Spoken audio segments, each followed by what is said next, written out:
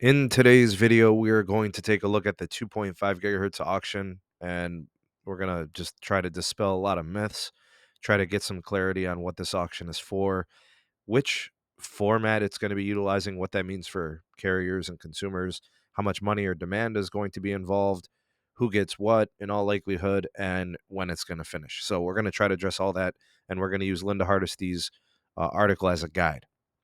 And I'll kind of give you guys my take on the breakdown and if I agree with the author and the contributors to the article.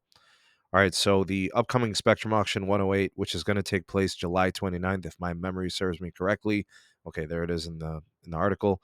2.5 gigahertz. This is T-Mobile's N41, and a lot of smaller owners have the spectrum, and T-Mobile's been leasing it from them. And then we got these white space licenses that are now going up for auction, and T-Mobile should and hopefully does get all of them. All right, so with the date confirmed, this is what we're shooting for, is just try to understand what's going on here. This is not an auction that is going to be like the last two C-band auctions. It won't generate the revenue.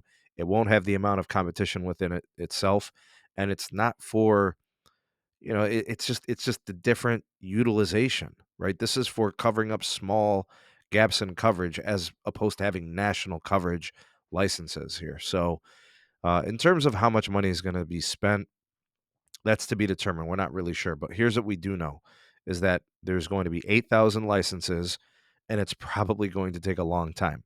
And there's a couple of reasons why. Number one is the format. All right. Now, what this is you have an ascending clock format. And this is different than the single round bidding that we saw with the previous auctions. What this does is this ensures that T-Mobile, in all likelihood, is going to get every single opportunity to outbid anyone for the spectrum, for those licenses. And because of that, it's also probably going to mean that they don't have to outbid unnecessarily. So if this was, say, for example, sing around bidding for each set of licenses, you have to put your bid, up front.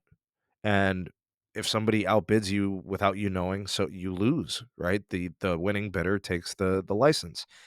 This is going to be set up for T-Mobile to basically get a stab at every single license. They probably will outspend anyone in this.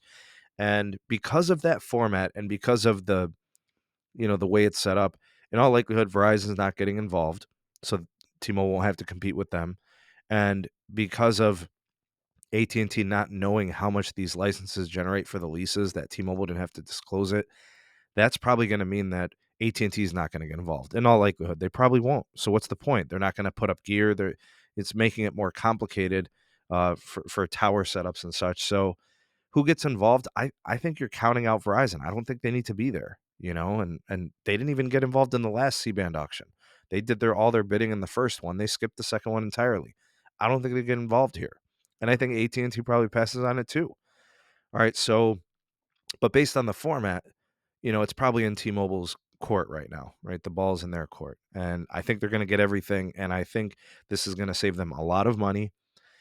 And I think this is also going to be the reason why it takes forever to finish this auction. So I wouldn't be surprised if it took several months, which auctions can take a couple of months. I want to say maybe the first C-band auction was like 2.5 months or something like that. And I think the second one was similar, maybe a little shorter, maybe it was like 2 months.